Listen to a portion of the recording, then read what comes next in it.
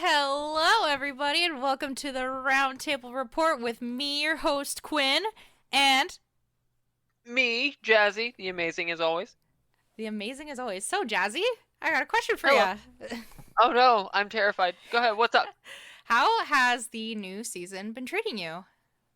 New season, are we talking raid or M plus or arena that I don't do? Or I'm assuming Let's raid. let's talk about the arena. No, I'm just kidding. Yeah, raid and M plus, both of them. Let's start with raiding though. How's that been going for Okay. you? Raiding's been okay. We're Empire is we're having some fun trying to get our footing back and everything. But we're going through, let's see here. We have killed Taros. We are so close on Spider. Oh my god, we are way too close for comfort on Spider. You She will guys be going down. are you guys are 3 out of 8, right? Yeah. Yes. Let me see here. I can do math. One, two. Yep, three. I'd hope you can count to three. No promises. It depends on how much I've had to drink. Yeah, as far as my team is going, Warlords, we are so close to stepping into Mythic. Like a week away from stepping into Mythic. We almost did it last night, but unfortunately, one of our healers who's trialing still hasn't server transferred. But we should be in Oh no. Mythic next week, which is great because we've been trying to push for bodies to get into Mythic, and we're so close. We're almost there, so it's very So close. exciting. Have y'all been in heroic? Have you gotten Yeah, through we're Razzie or not Raz yet. We're 7 out of 8 heroic. okay? Yeah, but we're Yes. close. We're close. We have the DPS. Mechanics need to be worked on. So Gotcha. yeah, we're How did a heroic broodkeeper is that? Or actually, no, Dathia. Heroic Dathia is a big step up from the normal it version of is. Dathia, It's way different having to go to the platforms, whereas normal Dathia doesn't have the platforms. Very, very right? different. I've Very different. And I've then the mythic version is even more different. Because I why don't I not? haven't seen the mythic version yet. Oh, instead of the ad spawning, you have to charge them up with the debuffs. Oh boy. Yay! Oh boy. I've heard that Mythic Taros is also very different than Heroic Taros. Um, Not like you just do all the pillars at once. Yeah. It's not that bad. Plan your cooldowns and do all the pillars at once. You don't stagger them at all, and just go healers go. And how's M Plus going for you? And plus, it's going pretty good. I like the new season. Thundering is um exists. It's There's a new nothing. hotfix as of It's yesterday. if you're a decent enough player, it's nothing. It's irrelevant. You Yeah, just do the thing and then move on with your life. yeah. Like I mean, you can game it a little bit, but okay. So I get 15 seconds of extra haste for whatever. Oh look, I get a countdown on my ears. Time to clear. Like Yeah. such a non-issue if you're remotely good, and if you're at all worried about it, just clear it and be done with it. Yeah, with Um, my work schedule, I haven't been able to hop into Mythic as much as I'd like to, but it's there. I have some thundering experience, not too much, but it's not bad. What I like is I actually really like the older dungeons that they brought back. The Temple's always been one of my favorites, Temple of the Jade Serpent. I mhm. know it trucks. There's certain mobs in there that just absolutely obliterate your tank. Um, last pack before the last boss. Whew, Is out. that's this season, right? Yeah, Yeah, that's yeah, out right now. Yeah. yeah. I don't think I've done that one very much, if at all, for M plus. So I gotta do that one. I don't even have KSM yet, so I gotta work on Oh no! that. Oh, you're slacking I know I hard. am very much slacking, but that's okay because we're doing hot in raid as far as like the newest EK team goes. I think we're doing pretty Yeah. good. So yeah, let's bring in our first guest, shall Yeah, we? let's do that. Who do we got first? We got. Oh, I can't drag him in. Oh no, can you drag him down? I cannot. Oh no, that's okay. Let's just jump up there. Okay. All right. Apparently we couldn't drag you down there, Cos. But anyways, are you there? Is he there? Hello. Oh, there we are. All right. Hey, Cos, let's get you to introduce yourself. Who are you? What are you doing? Hello, I'm Kaz. I'm the raid leader of Harbinger. I've been in Eternal Kingdom for 6 years now. Don't quote me. It was the beginning of Legion when Emerald Nightmare was the raid. That's when I joined the guild. I took over Harbinger in Nighthold of the same expansion, and I've been raid leading the Harbinger team ever since. Wow, awesome. You've I've been actually been in playing. the guild longer than I have. I've been playing WoW for 14 years now, and my wife and I both play WoW together and co-lead the Harbinger team. So tell us a little bit about the goals and aspirations of Harbinger. Oh yeah, so Harbinger's always been a unique team in the guild because I try and run it in a way that allows for people that don't have the most time to dedicate to the game, but still want to be able to see the same amount of like end game progression that I think is very appealing about the Eternal Kingdom Guild. So we're a heroic only team, and we only raid once a week, but we've never missed ahead of the curve, and I don't intend to anytime soon. How close were you guys to missing ahead of the curve in last season? And sorry, season 3 of Shadowlands when Sepulchre came out because that was a hard boss. Jailer was a hard That boss. was Jailer, right? Yeah. No, we had a few months to spare. Okay. Um, we take advantage of the skip as soon as we unlock this. Did Anduin give you guys much trouble? Anduin was way harder than the Jailer was for Yeah. us. Agreed. Yeah. We spent a lot of time on Anduin. Um, I don't think we got it pre-nerf. Didn't they? They nerfed Anduin, A right? And lot. then Yeah. A yeah, lot, yeah. Multiple times. yeah. Many So every week there was a new Anduin nerf, so yeah. we didn't get it pre-nerf, but we did get it, That's impressive to be honest.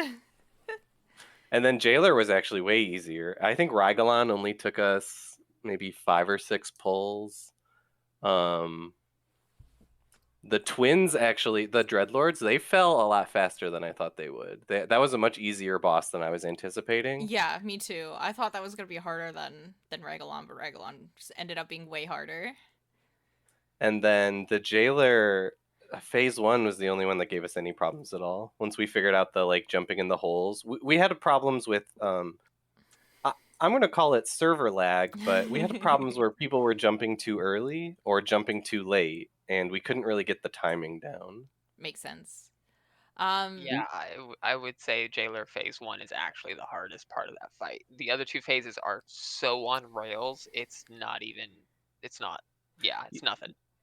In our comms call, we get to phase 3, Defile spawns, and I'm just screaming at the top of my lungs, move, move, move, move, move, move, move. Yeah, I remember And that. yeah, but once we wiped 1 or 2 times to Defile, I was very angry. And then we killed the boss. Jailer was a lot easier for us than Anduin My was. first kill on Jailer was with a non EK team. I was raiding with someone else at the time.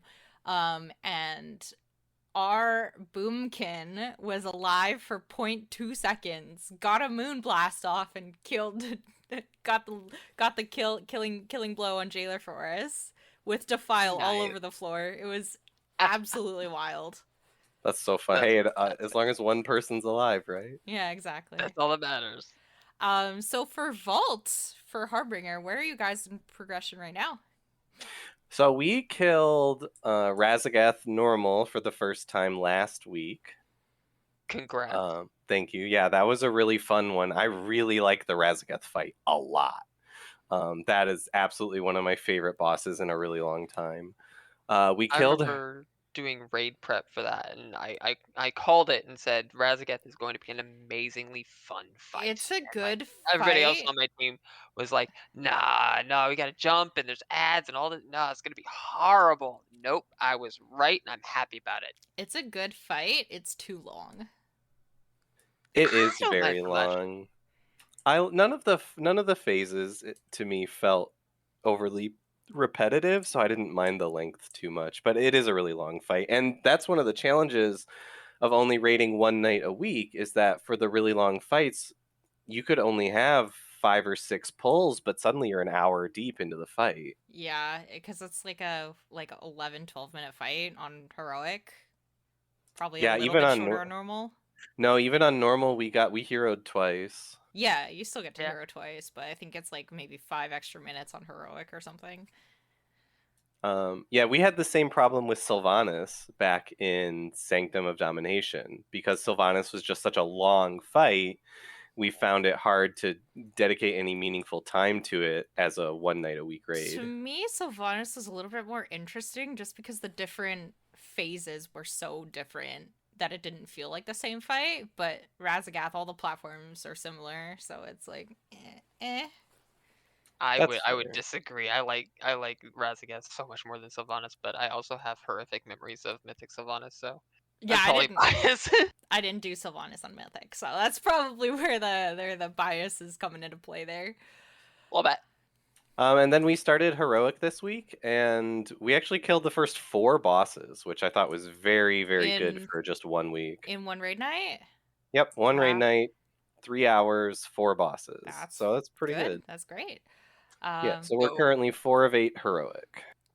So for Nice. being a 1 week, 1 raid night a week raid team, how does that affect you guys when a new season comes out? We definitely progress a lot slower than I think a lot of the newer members on the team are expecting. So I recruit often. I try and keep us at 30. I think that we offer a unique experience to rating, so I don't want to limit who can experience that with us. So I always keep us at 30. And at the beginning of every season, I think the newer members are a little off put by how slow it is. And it's not slow because we're slow, it's slow because it's just what happens when you only get 3 hours. That too, and adding the extra 5, 10 people that people normally run with, like most teams don't go over like 25, so adding like a full group of 30 too has got to add some time because not everybody's going to know what to do right away and all that. So I Not imagine, to mention Blizzard's scaling of yeah, the everything being scaling too. perfect. Yeah. Yeah, the beginning, the very beginning is usually a struggle, but I think this time we were 3 of 8 after the first day. We got Kurnog, the Earth guy, and the Council boss on the first night. So it wasn't, I mean, 3 of 8 in one night's not bad by any means, but I Oh, not think at that there all. were some people that when they see, oh, you're a heroic team, that means we're only going to spend a week or 2 in normal, when that's not the case at all. So you guys finish normal before moving on to heroic? Yep, every tier we finish normal. We use normal as our mechanic prep. Usually, the difference between normal and heroic isn't significant enough. And so we'll learn the fights on normal and then move into heroic. And at that point, I only need to explain the differences. That makes sense. I think Warlords, we were 6 out of 8 normal, and then we did heroic, and then we got to Dathia, so we got 4 out of 8, and then we switched back to finishing normal, because we just couldn't kill Dathia at the time. But now we killed Dathia twice, so we're getting there. That's fair. My hesitation to do things like that with the switching back and forth is that I need to coordinate getting everybody out of the instance, resetting the instance, changing the difficulty, going back in, re-killing all of the trash, and then trying to kill the bosses. And that, like time-wise, that really adds Yeah, up with compared to Yeah, it does. just trying 1 or 2 more pulls on the boss. with 1 day a week and with 30 people, that's a lot of extra time for sure.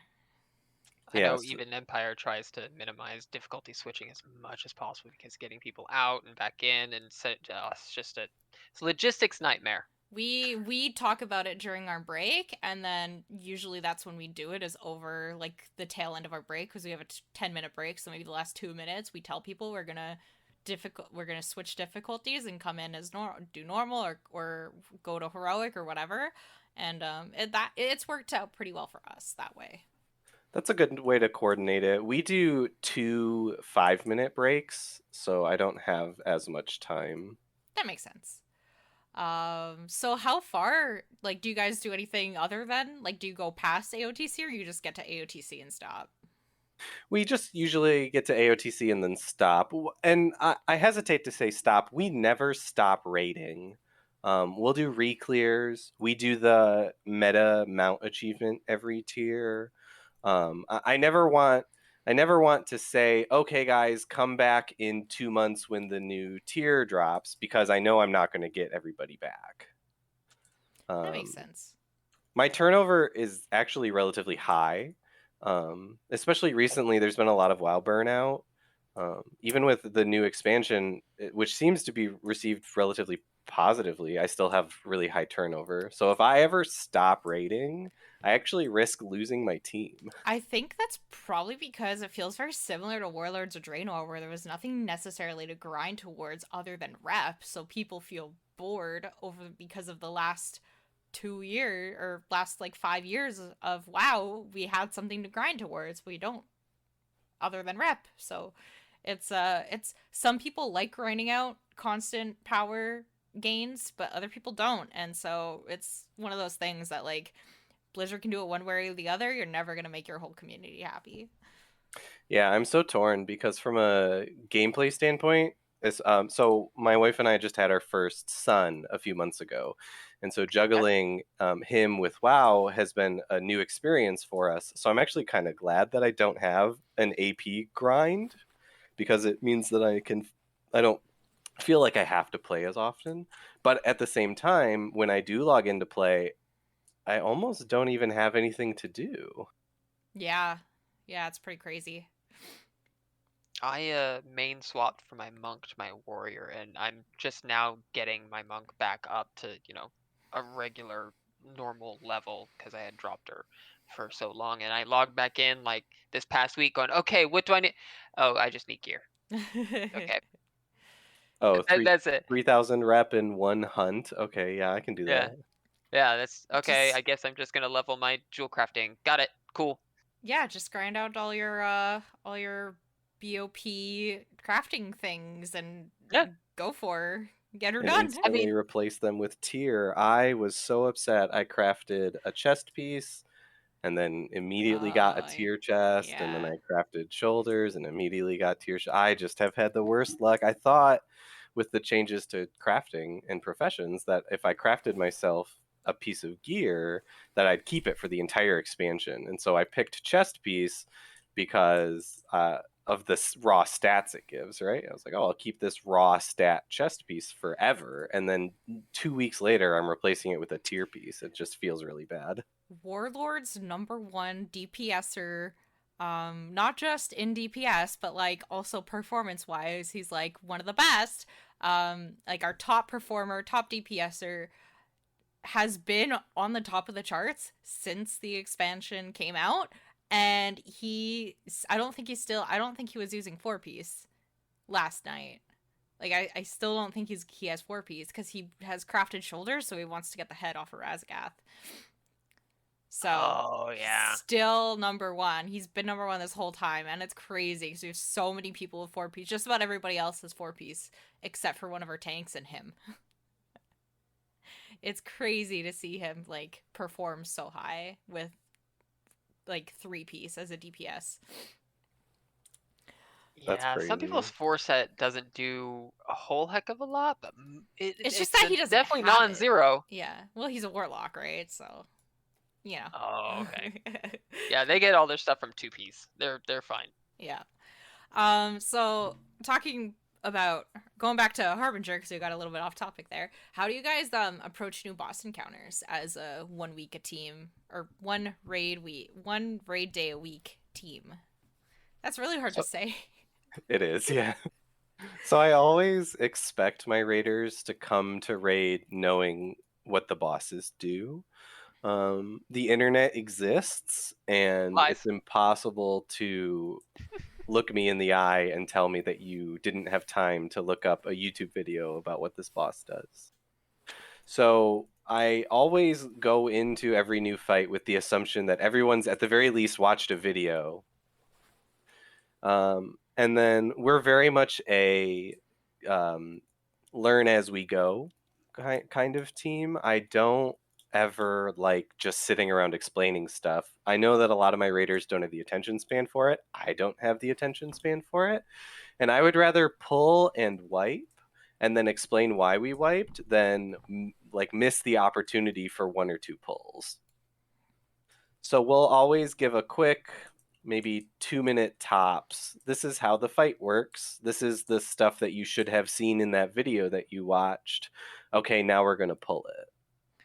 And sometimes it works and sometimes it doesn't, but a lot of the times we can adjust accordingly. Like for Razagath, especially being an 11 or 12-minute fight, I knew we weren't going to kill it on our first pull, but I also knew that I didn't want to spend a half an hour explaining everything. So I threw some marks out for phases 1, 2, and 3 and said, okay, here's how phase 1 works. If we get to phase 2, good luck.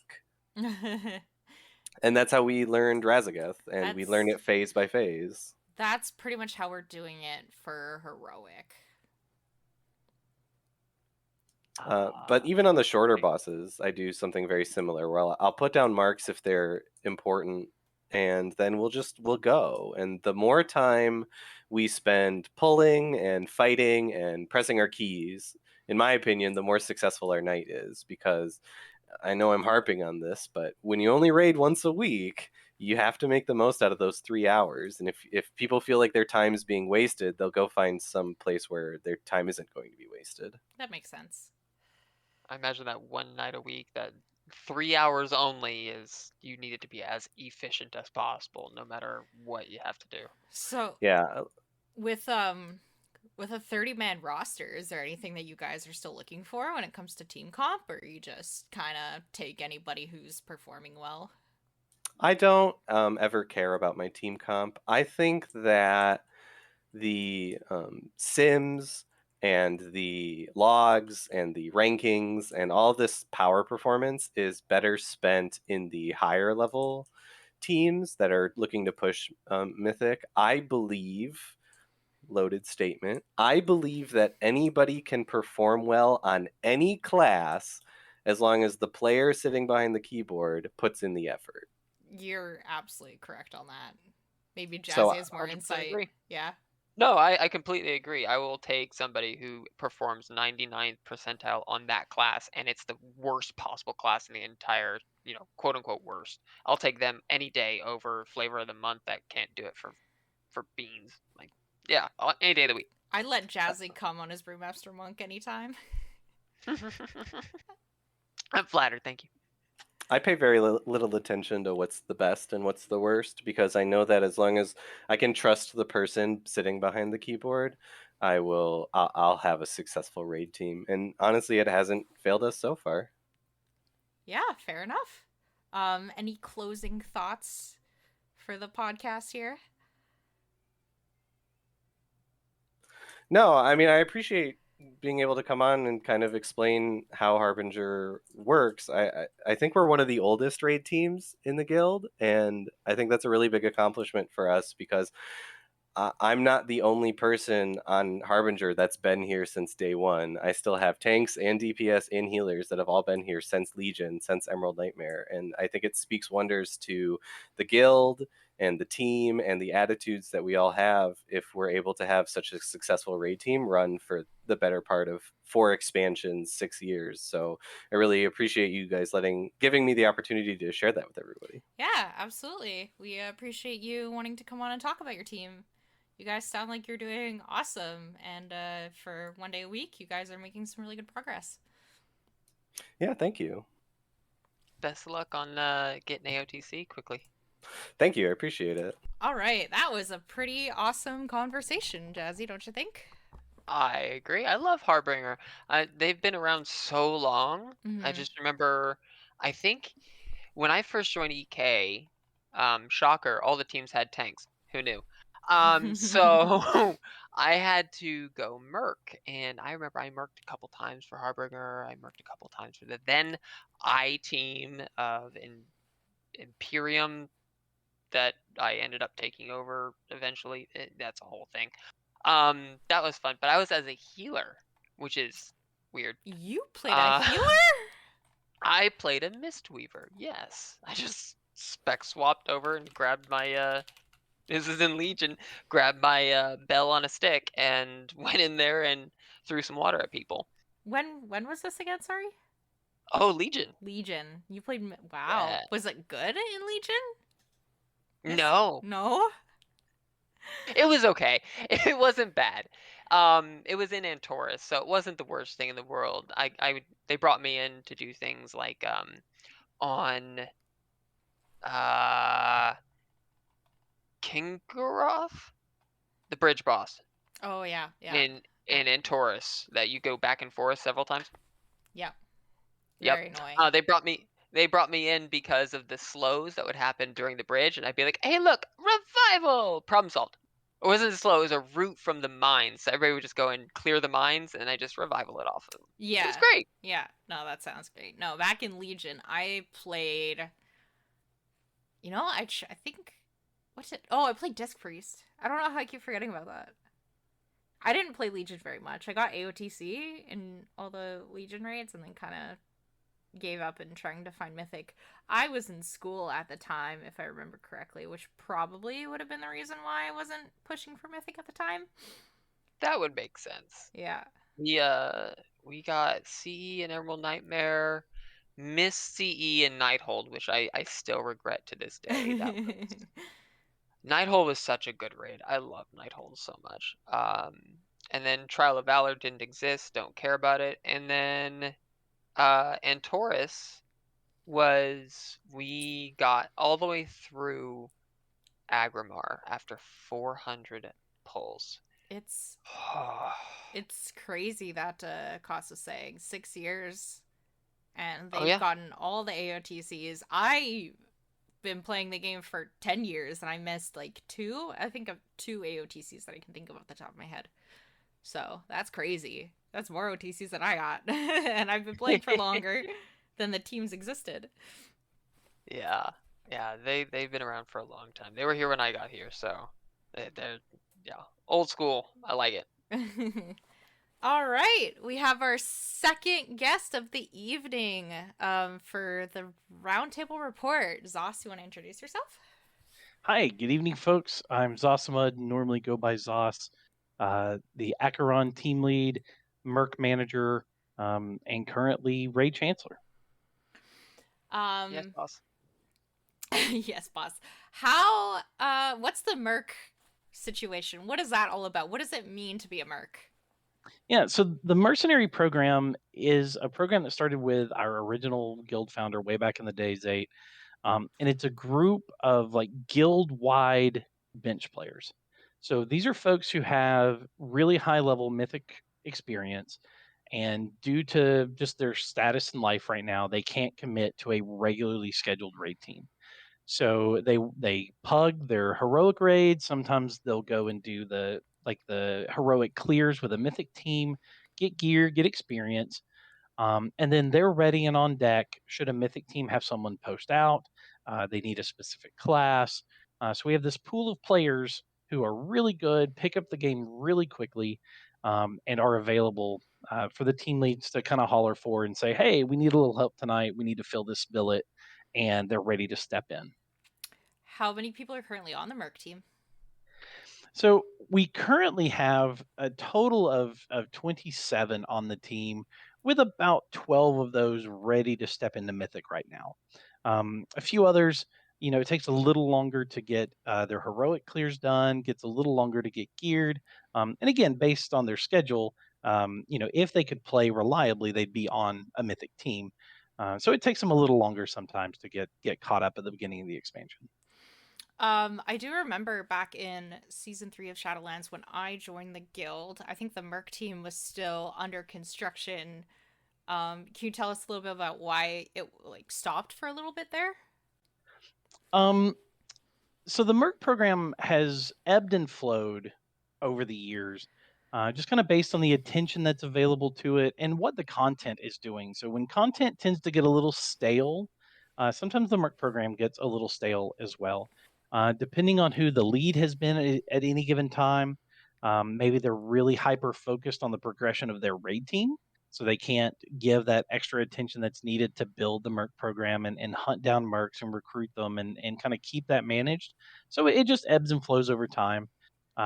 So I thought it was a good time to bring that in house under a non mythic progression team lead who had a little more time and attention to give the program and not be so focused on 12 hours of progression rating a week. That definitely makes sense. How does a new season affect the Merc team? A lot of anxiety and excitement. So a new season means we're starting over and we have new raids we need to get through. We have new gear we need to acquire. And so I've got a pool of players who are very actively going out to either just pug or work with the teams to get a slot in like their heroic clears or their normal clears to learn the strats. It's one thing to watch a video, it's an entirely other thing to do it with a team, especially when each individual team has their own nuances to a strat. So getting to do it with multiple teams, learning how those teams do content. So it's a big rush, and then everyone's hyper focused on team progression. So Mercs kind of slide back just a little bit, slot in where we can, and then as everyone pushes into Mythic, that opens up a lot of heroic opportunities for the Mercs. So that's when we slide in and just get a chunk of gear and experience all at once. Would you say that the Merc program is quite successful in terms of getting players, transitioning players from Merc to raid teams? From Merc to raid team, I wouldn't say it's successful because that's not really our goal. Um, the goal of the team is to build that guild wide bench system, and at that we're really successful. We do have players that sit on Merc for a little while because of real life, um, times and other things happening, and then go back to a mythic team when they have the ability to commit the resources and the time into progression rating. But that's not really Mark's goal to push and to like hold players for Mythic. We really just build the bench for Mythic. Yeah, that makes sense. I know when I first joined EK, all the Team Shocker already had a tank, so I hopped on to Merc and was picked up by a raid team as a healer, which was terrifying. Then for some reason their tank was out, and I was like, I know a really good tank. Yeah, I marked for a little bit there before starting up Warlords, and that was after my time on Tsunami. So I've had I think it was about 4 or 5 months experience as a merc. That's super, and I really appreciate that. The Merc program doesn't exist without the players. So it takes players working really hard. It's harder to be a Merc and to keep your tune prepped and ready to go than it is to be on a raid team. Yeah, because On a raid you don't team, have oh, the consistency. absolutely. And on a raid team, you have your teammates looking out for you. You have scheduled raids. You might have a master loot system in place. The Mercs are going out and pugging and getting most of that just through pure blood, sweat, and tears. Yeah, for sure. Let's talk a little bit about Acheron, because you said you were also the team lead for Acheron, right? Yes, so Yeah. Acheron is one of our heroic teams. And we laughingly joke sometimes that it's the retirement home in EK. The majority of the team are Mythic CE level raiders who have quit the progression part of the game. We don't either have the time or just the interest anymore in doing all the things it takes to be a successful Mythic raider, whether it's farming outside or the 12 to 16 hours. When I was doing Mythic raiding, we a lot of times we raided 16 hours a week, and I just didn't want to commit to that anymore. For several years, I ran the training team in EK, good old Titan. And then I thought it was time to do something different. So instead of starting with kind of the players in the cradle of the game, we went to the players about to step into the grave in the game. Um, so we do have a few exceptions of people who have not rated at the mythic level who are just our friends, and it's been a lot of fun. So you take people who have really long experience in the game. A lot of them have been here since vanilla. Some of them have multiple tiers of CE server firsts. We have a couple folks who used to raid top 20, just coming together, and they raid 3 hours a week. That's it. We raid one night a week. At least half the team only plays those 3 hours a week. So whatever they get in raid is what they get gear wise, experience wise. So we're always behind the curve on eye level. And it just comes down to good play. And it's just a lot of fun to be able to play with folks who can walk into a fight basically blind. The raid leader knows what's going on, give you a 1 minute synopsis.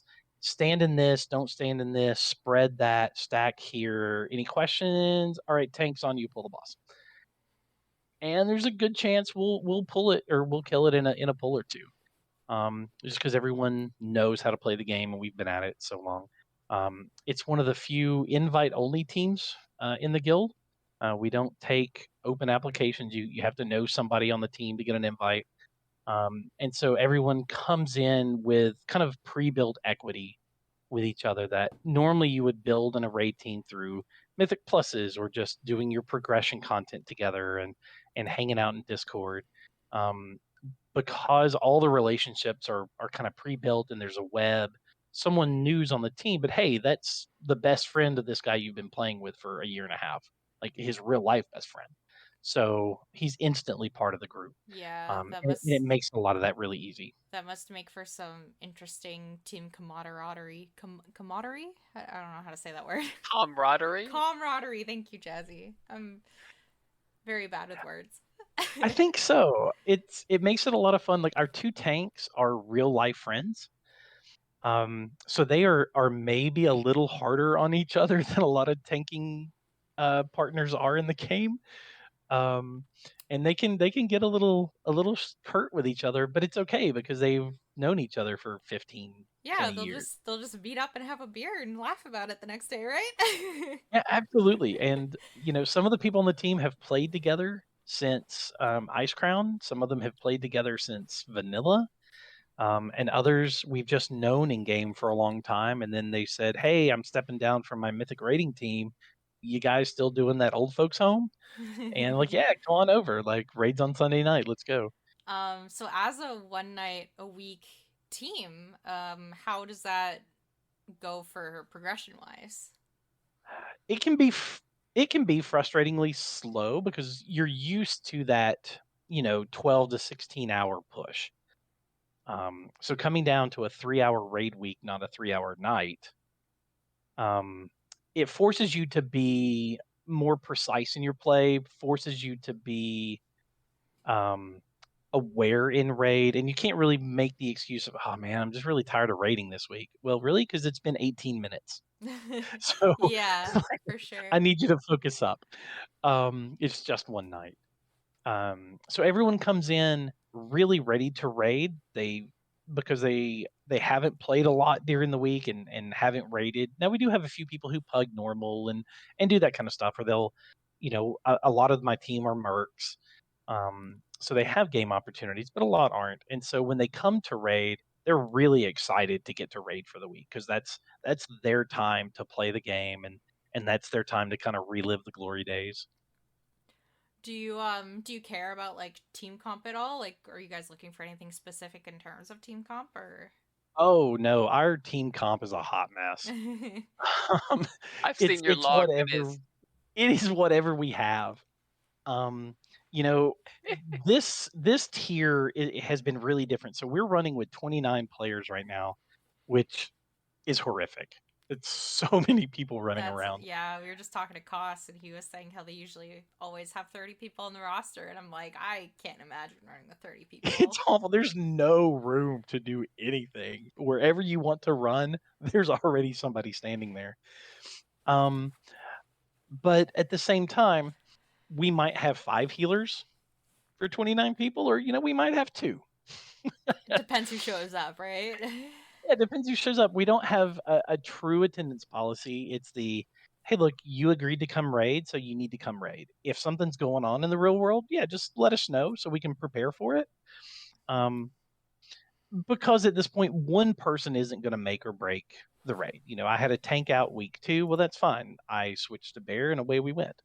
We have several people who can flex, their DPS or heals, or their melee or range. So if something's getting really funky, they'll change, and it's usually like, hey, there's way too many of us standing in melee. Do you mind if I go range for this fight? Oh yeah, sure, man. Like that's fine, whatever.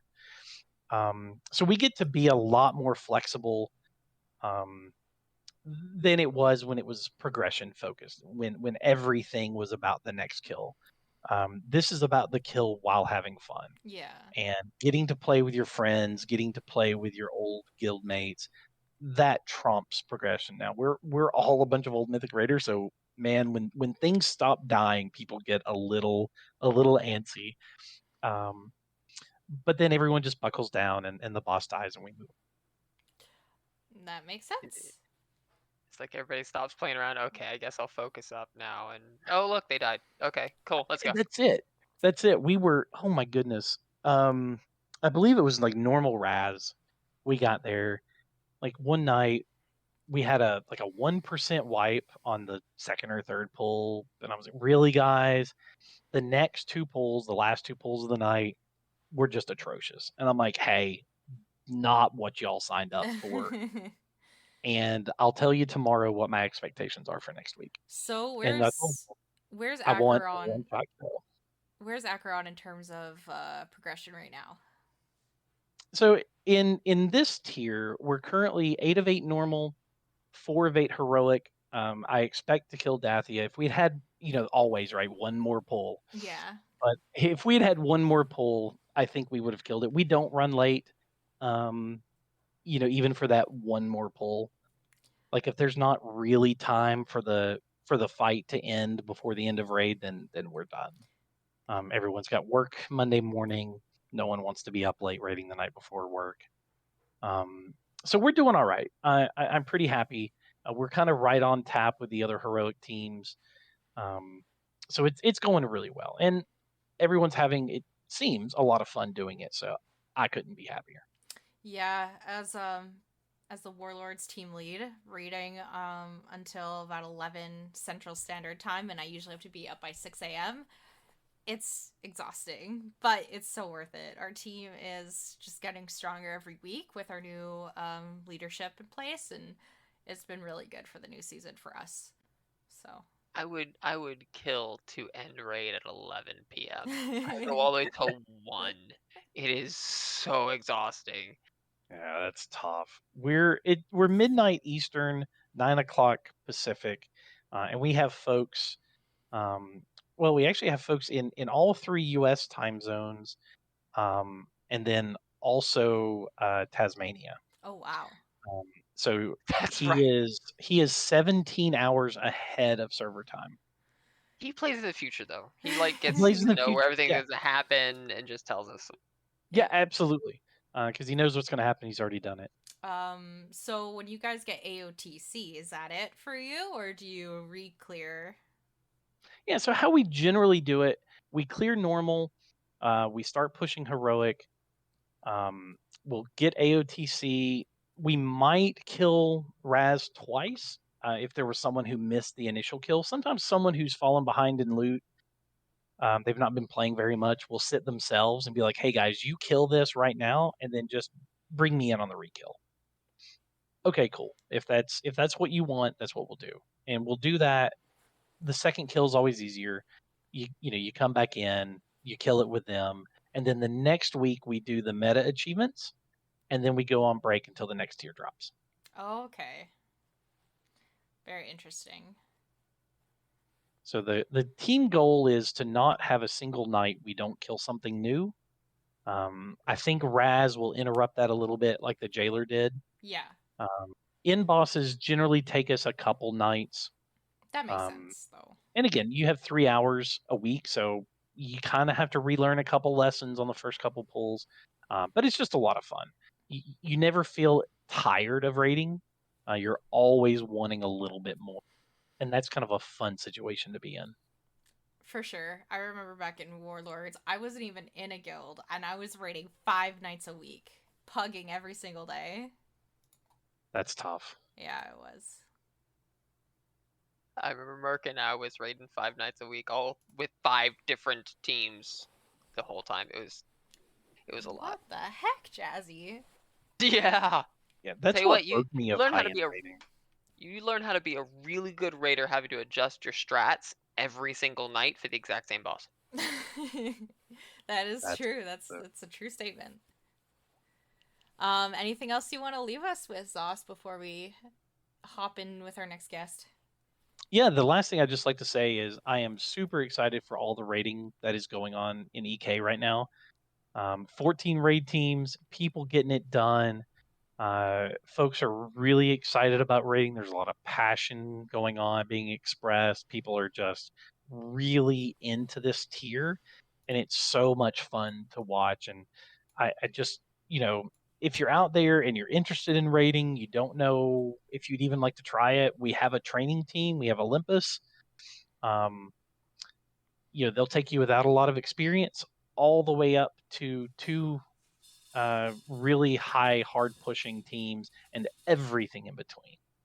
So there's a lot of raiding opportunities in Eternal Kingdom, and would love to see you on one of our raid teams.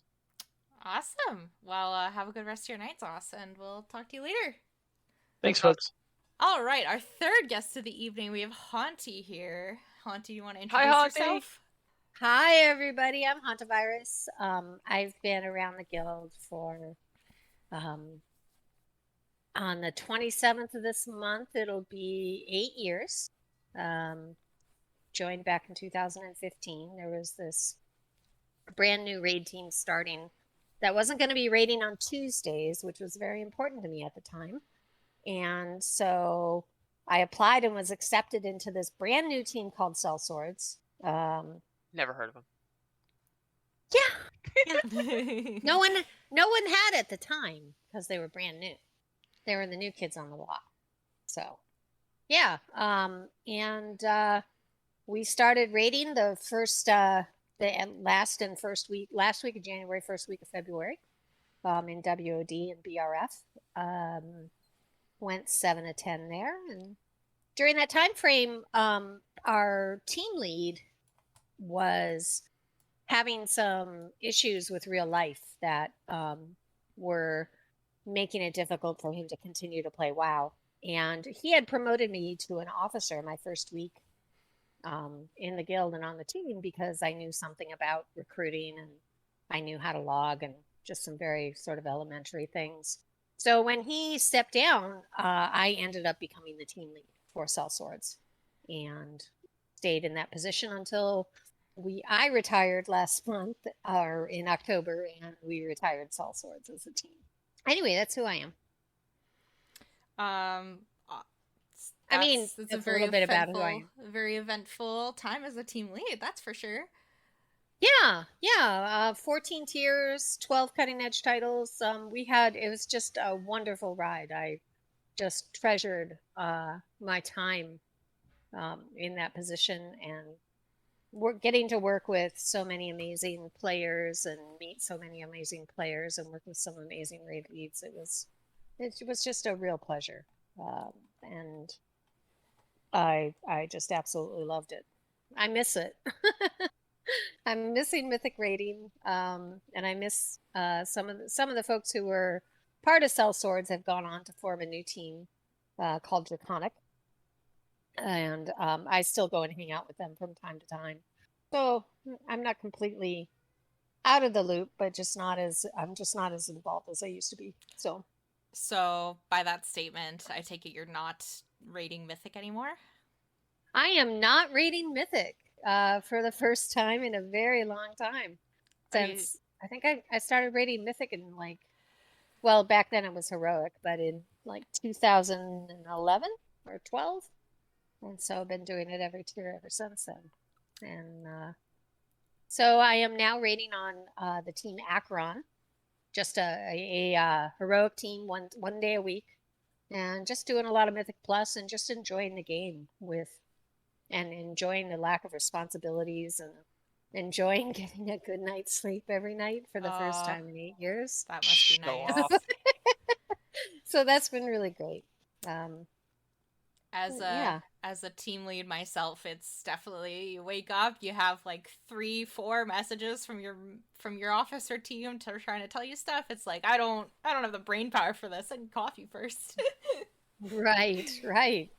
Yeah, you go to work all day, you come home, you deal with team stuff up until you raid, and then you raid for 3 hours, and then deal with team stuff afterwards, go to bed, get up and do Yeah. it again the next day. Yeah. Yeah. Yeah. Very accurate. It's a lot of work. It's very rewarding, but yeah. So This is my first break in a very long time, and I'm really enjoying it. I was never I on leveled cell fishing. swords, but you What's that? did. I was never on cell swords, but they were always like the counterpart to whatever team I was on at the time, whether that was Imperium, Immortal, or Empire, even Mm-hmm. whatnot. But y'all have always been fantastic. Competition, first and foremost. Thank you very much, giving us a run for our Oh, money. But yeah, thank also you. just great group of people. Yeah, yeah. We really placed a high premium on the raid environment, just having a chill, non-toxic, constructive place to play World of Warcraft and slay internet dragons. yeah, I remember Cell Swords was the first team I was interested in joining when I found out about EK. Oh, okay. Yeah. Well, we've always we when the team started out, it started out as sort of the new team on the block, bottom of the rung, if you will, in progression. And I think one of the teams even called us that team's rejects. We beat them the following tier, but As you should. Nice. we hit cutting edge in HFC and just kind of kept doing that ever since. I was really blessed to work with some talented raid leads. Absolutely. Over the years. So. With less time on your hands to spend on the game, what else have you been doing with your life? Well, I've been playing more music, which has been great. I did mention I was getting a good night's sleep every night. And I'm just, sort of doing whatever I feel like when I feel like doing it. So I love World of Warcraft, and I'm just loving this expansion. So I'm still playing the game, but I'm playing it at a much more relaxed pace. I mentioned I leveled fishing. I've got an herbalist / miner, and I like just going out and farming mats. And I've been running some Mythic Plus, and getting back on my DK has been really fun. That was my first raid tune. I was playing Hunter last expansion, but it's been really nice to get back on the DK and kind of relearn all the things I used to that used to come naturally. So I'm enjoying that a lot. It must be nice that it doesn't feel like a job anymore, hey?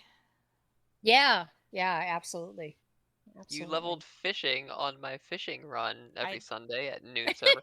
I did too. Yeah. Well, that's true. That's true. But I mean, I leveled fishing like really fast.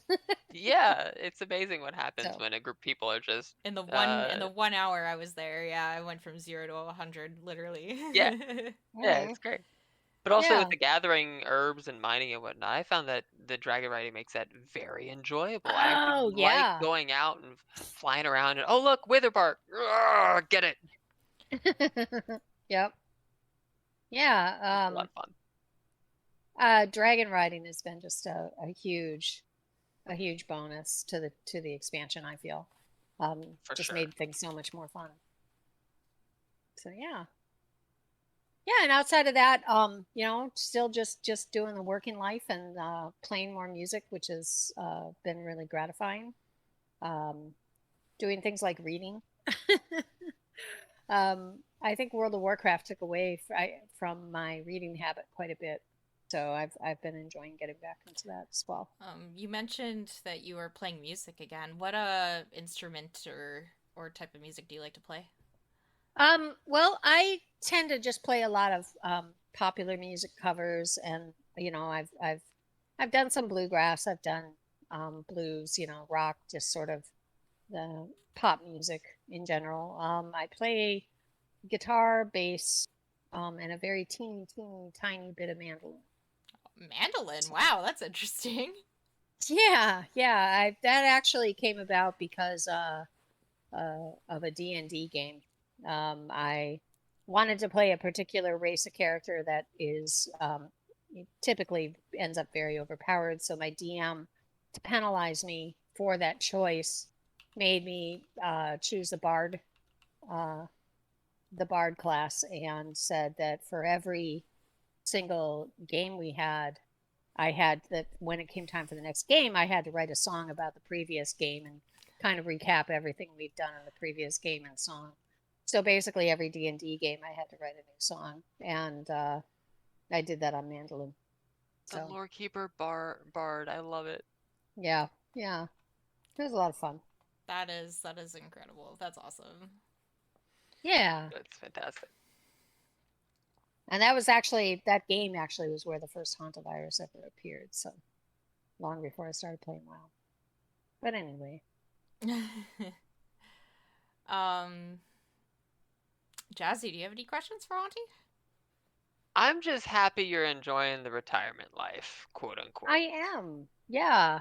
That makes me real happy Yeah, for you. we were just talking to Zoss, and he was talking about how Acheron's like the retirement home of EK. So it's Yeah. it was very interesting to learn a little bit more about Acheron from him, and how are you enjoying being on Acheron, and like is the team like environment kind of different on Acheron than it was on Sellswords? Oh, definitely. I mean, on Sellswords, the Mythic Plus game was pretty, and the grinding dedication was pretty intense. And while there are still some people, pushing their characters, for the most part, most people aren't, which is okay. But it's a very nice, fun group of folks. We have a good time. Just doing, we cleared normal, 8 of 8 normal, and have gotten into heroic and are working on heroic, and it's really nice, good people, very fun people. So That's fantastic. I'm glad you're yeah, enjoying the more lax pace compared to Sellswords. I am. I mean, don't get me wrong, I do miss mythic rating. Uh Yeah, but it's the break for me was pretty necessary. So I imagine after that yeah, long. it's quite the yeah. gap to go from CE to AOTC, for sure. And going from 16 hours or something to 3 hours a week is probably feels a little weird. Not quite that many hours. Sellswords is only 9, right? Sellswords rated 3 hours a night, 3 days a week. So 9 hours. Okay, yeah. Yeah, 9 hours. Yeah, not 16. But I know a couple of the Sellswords Raiders were on other teams too. Yeah, they were. At Sellsword's peak, probably that was peak in terms of progression. I mean, that would be probably Nighthold. And Sellswords at that time was rating 3.5 hours a night. Wow. So it was like 10.5 hours. But we got like US 174, I think, that tier. And Champion had just left the guild, so we ended up becoming the top team in the guild, which was kind of weird, but fun as well. So I was back. I think there were something like 10 mythic teams in EK during Legion. There was a lot. It was pretty busy. 10 yeah, it was mythic a lot. teams? That's Yeah. a lot. And I think 4 or 5 of them were cutting edge teams. So wow. I know Zoss was yeah. saying there's 14 teams currently, but I think only about half of those or 80% of those are mythic. So that would be like 8, 9 of them. Yeah, and only like 2 or 3 of those teams got CE, I think, last year. Yeah. So a good portion are mythic prog, and a handful are CE still. Yeah. I expect we'll see Draconic as a CE team. They're I giving think Empire a run for our money, man. They're I think they're doing really well. they're gonna carry on the legacy of Sellsworth for sure. Oh yeah. I think No so. worries I there. think so. Yeah, they're fortunate to have Spank and Shank returned um, to the game and was picked up as their raid lead for the team. So Blaast is their team lead now, and Spank is their raid lead. And Spank is someone I recruited from the Mercenaries back in um, BOD, and he joined us on his rogue then and started stepping up into raid leading in Eternal Palace. Our current raid lead at the time was feeling a bit burned out, and Spank just had a really great mind for problem solving during raid, and a really good way to. He's really skilled at speaking to people in such a way that they're not, he doesn't put people down. It can be very hard to tell someone how much they're screwing up without making them feel bad about themselves as a person. It's a very It's hard challenging to do that. Yeah, it's a hard conversation, but he's really good at it. He's good at being direct about those things, and he's very good at solving problems during raid. So Draconic was really fortunate to get him back. That's a skill I don't have. I just tell people that stop sucking so much. Yeah. This is why I don't do that part, which is great. I think my anxiety it's- overtakes my problem solving. So when we have a problem that I'm trying to solve in raid, I usually overthink it and overcorrect to a point where we're going backwards in progression. Oh, That okay, happened a okay. lot during season 3, or not season 3, because we only started in season 4. That happened a lot last season when we Gotcha. started the team, because we didn't have enough bodies. We were trying to figure out how to kill bosses without trying to kill bosses without kind of taking away from like the experience of the team and like the vibes that we wanted as a team. So it was definitely hard to problem solve, especially when you only had 9 people at the time, right, when we started. Yeah. Spank came to us through the mercenary program in the guild, and honestly, I think that's one of the things that really sets this guild apart is the collaboration that is now institutionalized in the mercenary rank.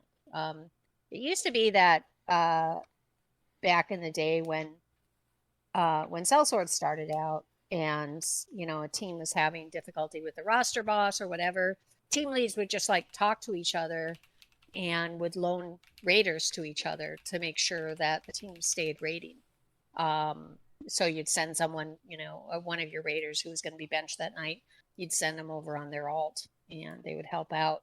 And that ended up getting institutionalized into first a rank called Night's Watch.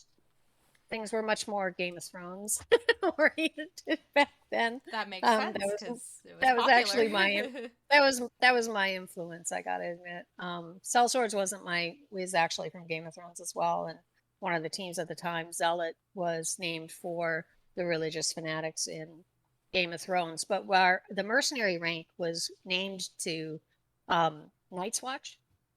Oh, okay. So yeah, which are those, the dudes in black who stood on the wall and protected against the horrors of the cold. Well, the Night's Watch in EK was there to protect against the horrors of the roster boss, and was really really instrumental, I think, for a number of teams in terms of keeping them going. I think it really has helped team longevity in a way that at a time when all these guilds all over die, EK teams tend to keep going. And it's directly because of that.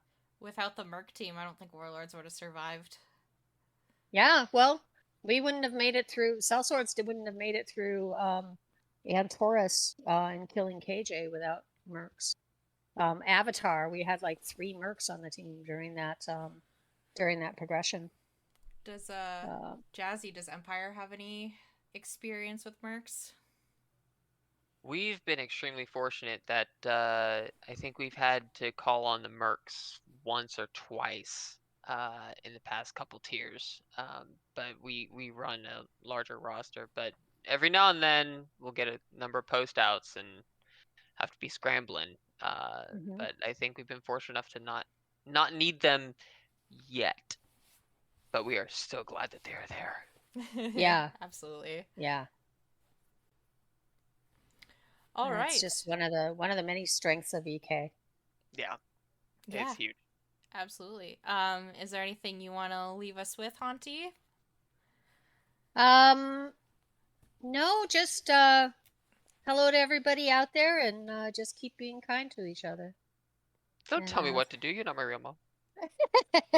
I am not your mom. This is true, but yeah, no, thanks so much for having me on the show, Yeah, on the so much. absolutely. podcast. You were very heavily requested based on what Shay was telling me. So Oh, that's so sweet. everybody That's so misses nice. you, it sounds like. Yeah, I miss actually being in leadership. I miss, being in touch with what's going on in the guild and stuff. But the break has been really necessary for me. But I'm not going anywhere. I'll be around.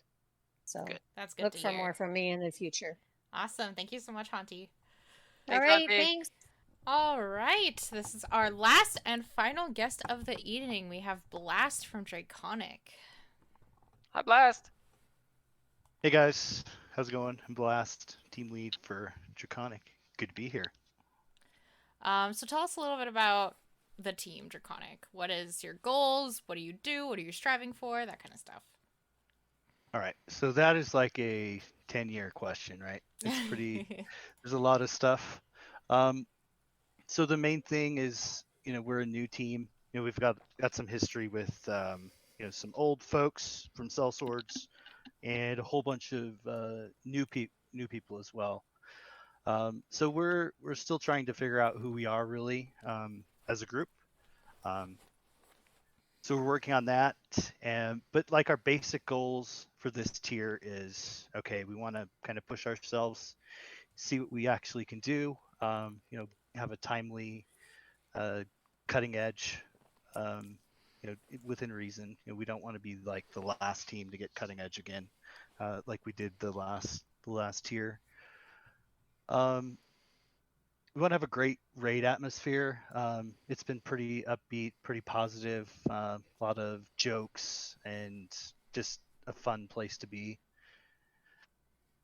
That, and then we want to keep our people. As any raid lead, team lead will tell you, the more people you have to replace, the harder it is to be consistent as a group. So, yeah, that's kind of our basic three things we're after this tier. I've said it before and I'll say it again till the day I die. Consistency kills bosses. You're absolutely correct, Jazzy. It's so hard to get that done sometimes. I feel your pain, but y'all are doing fantastic. So you're 4 of 8 and you just killed spiders, slip inside, wonderful fun time. How'd that go for you? How was that prog? It was pretty fun. It's like any other mythic progression boss where, okay, we went in there first night, let's just see what we need here. Got some weak auras, kind of figured out some positioning stuff of how we wanted to do it.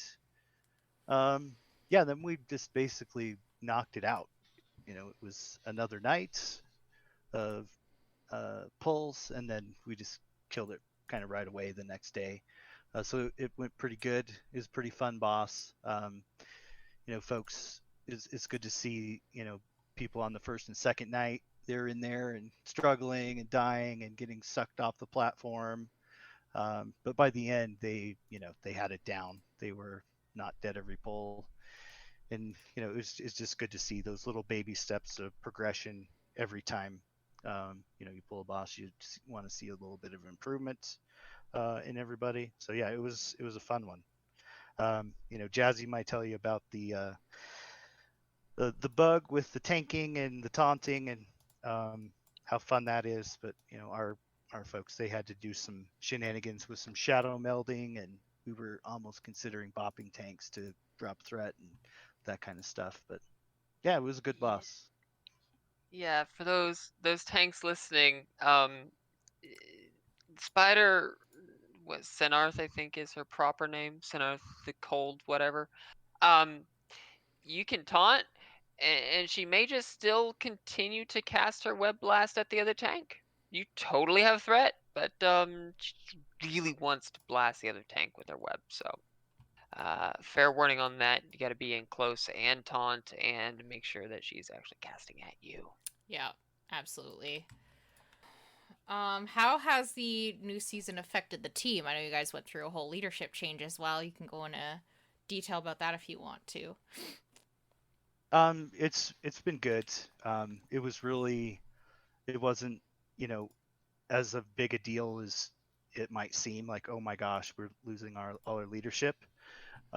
We had Hante there coaching us through. We had all the rest of the guild, helping with all the questions. I could message Lil, I could message Zaz, whoever, and they were there to help. So we were basically set up for success um, to start with. We just started with a kind of a core officer group um, in place to start with, and then we kind of branched out from there. We got Mr. Spank back. You guys might see him as Modify or Nick in Discord, but that's our raid leader. That was a huge get for me, getting him back, so I don't have to raid lead this tier, which was outstanding. I get to actually play the game. We love when we get to actually play the game. What's that like? It's been Yeah. nice for warlords to have a raid leader as well. I get to do, yeah, like you said, I get to spend more time actually playing the game, so it's very awesome. So how far do you guys go into progression? Like when you get CE, do you do a couple of rekills? Do you ever stop, or do you just keep rekilling until the end of the season, kind of thing? Oh, that's a good question. TBD on that. But for the most part, we've got a medium-sized roster, I'd say, for Mythic. So we want to make sure all our folks get kills on those bosses. A break would definitely be nice to be like, hey guys, this is a week or 2 weeks off. Go, as they say in the gaming world, go touch grass and then come back. But we don't really intend to stop. We'll keep farming. Get best in slot gear and all that kind of stuff. And then, looking at the pacing of this expansion and how it's potentially going to work is, if we stop too much, then we're probably going to fall behind. And that's kind of, we don't want to do that. Yeah, Yeah, for sure. I would assume you take your break would come after you get everybody their CE achievement and whatnot. But I guess a question that I would be curious, and probably listeners would be, are y'all going to contemplate potentially selling anything? Question mark. So yes, we are. We're going to dedicate our Tuesdays to sales here soon. Okay. We've kind of got I call it the sales and marketing team, the Draconic sales and marketing team. They've got channel and they're figuring the details out on a lot of that stuff. But yeah, sell heroic, sell whatever. It's kind of imperative at this point with how much gold it's actually taking. And I know you know better than anyone as being one of the lead bankers for this guild of Oh yeah. how much it takes every week. I haven't looked at the numbers lately, but every time we were dropping a cauldron there for a while, it was like 80,000-90,000 gold or something. A couple of those a night going down. Yeah, it's just expensive. And we want to be able to help our raiders out with like all the crafting expenses too. That's kind of the other big one. So we'll throw them some gold when we can. It's tough without the flask cauldrons this tier. So essentially we just mail everyone enough flasks for the month at the beginning of the month. Oh, that's a lot. Yeah. Yeah, and here you go, guys, and this is kind of all we can do. But yeah, we definitely want to help them out with their crafting, and pots are there in the raid if you can find the tiny cauldron. And Why are they so Yeah. tiny? Why are the cauldrons so small? it's question. for those that need to save their primal chaos, right? If you can't find it and click it, you don't waste your chaos on it. I mean, I don't why, Blizz? Blizz, if you're listening, scale that up like 2 times. That's all you gotta do. It looks like a great graphic and everything, and just want to be able to see it. Like, we have a weak aura in our pack, because the way we do our weak auras on Empire is there's actually a singular Empire Vault of the Incarnates pack on Wago that I maintain. That's all of our weak auras for every fight. In that pack is one weak aura that literally makes a sound, a very loud sound, whenever a cauldron drops, whenever a feast drops, whenever a Jeeves drops, all of these things, hellstones, summon portals, etc. And I always have to play Find the Cauldron whenever I hear it. Sorry, mini rant over.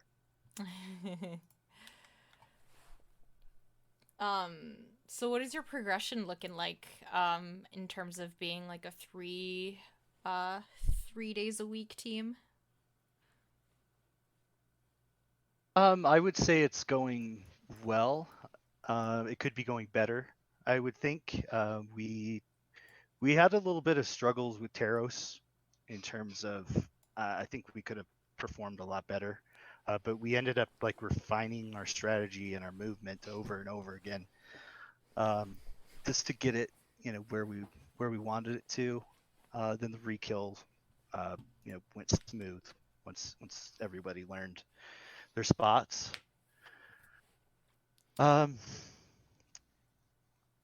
So yeah, I think it could have been better, but we're pretty happy with where we're at. We're pretty excited, to be in this far already at this point. Have you guys gotten any pulls in on your 4th boss yet, or 5th boss? I mean, or no? Oh yeah, so we were looking and we were debating this on kind of where we're going next, and it's kind of looking at Daffia, and then you're looking at Kurog, and so you break down what other guilds are doing and kind of the item level requirements. So Daffia obviously has a lower item level requirement, much heavier on the mechanics, and just overall a harder fight than Grim Totem. So we decided to go to Grim Totem. We got like, I don't know, 8 pulls in or so just to see it. The first fire phase is pretty reasonable. We could basically go right to the intermission from there. But it's one of those dance fights that is just going to take a few pulls for folks to figure out. But the most part of it is just preparation and being ready for what's going to happen later on in the fight. With you being the new team lead and having a new raid leader and all that, how have you guys been approaching new bosses in the new season and with team revamp and all that?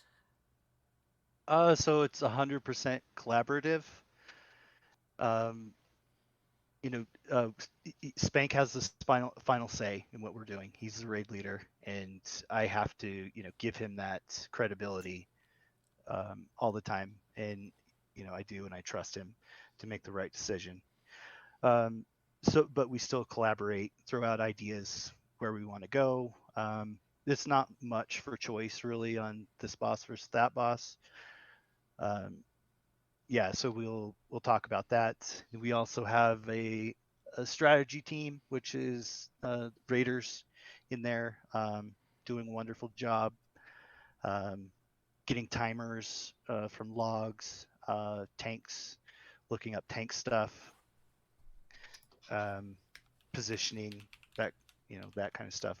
And then me and Spank as well. And I take care of the healing stuff, and then Spank does the rest, and gives us really, really thorough breakdowns of each boss. Nice. Yeah, that's awesome. Yeah. Having a collaborative, having your team work together to find a strategy is good, and being able to have someone be like making the final decision is also very good. We have a little bit of that on Warlords as well, so Yeah, it's just too much for one person to do for all of sure. it. For sure. You'll just burn them out, and they're probably a really good player, really good person if they're doing all that stuff anyway. So yeah, that's kind of sucky. If you have to lose somebody like that. For sure. So are you guys still looking for anything specific for your team comp, or how many people do you have sitting on the bench? Right now we're at 25, 26. So, 4 or 5 or 6 on the bench, depending on absences. Goldfish's on fire, typical things like that by Raiders Miss Raid, right?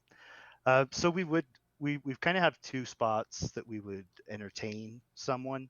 We need another mage because we're just limited on our mage situation. So we'd really like one.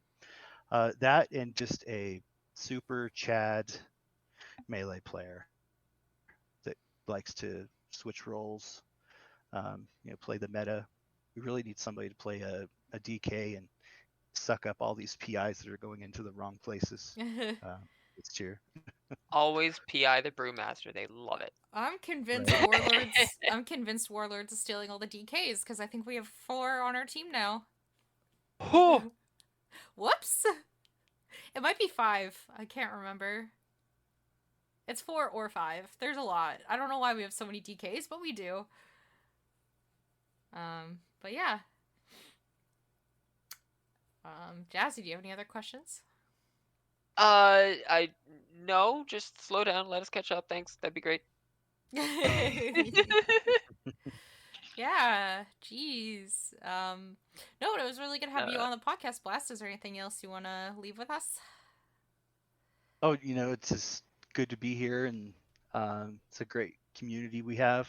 A lot of people willing to help, and great place to be, I think. So, yeah, thanks for having me, guys. Awesome. Thanks for being here. Thanks. And with all of our guests interviewed for the evening, I think Jazzy wants to leave us off with some raid tips. Oh, let's see here. Raid tips with Jazzy. Raid tips with Jazzy. I'm shooting off the cuff here. That's how that phrase goes. Yeah. You're not the only one who missed up words today. Don't worry about it. Words are hard.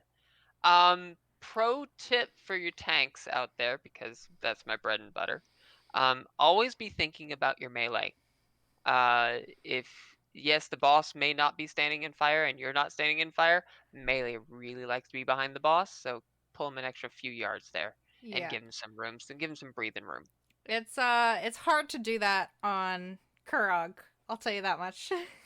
A little bit, yeah. That fight, your melee has got to watch where they're going. So yeah, Kurog is a fun one. Although I feel like that I was in the we're recording this on a Saturday. I was in the Saturday morning fun run this morning, and we were on Kurog, and I realized that I had just gotten the movements down without even thinking about it, because I'm like, okay, I take this hit, and I take this hit, then I move over here, and then I do this, and now look, it's intermission. Had it down perfect to a science. It was great. It was wonderful. Smooth as butter. Smooth as butter. That sounds awesome. Well, it's been a blast having all of our guests come on. Considering we talked about Dragonflight on the last podcast, we didn't really have much to add to it. So, this podcast was just filled with guests and EK team leads and talking about what's going on in EK, and we were thankful for all of our guests that we had today. And I think that is it for us. Yeah, I'll see y'all next time. Thanks for tuning in. Thanks for tuning in. Bye.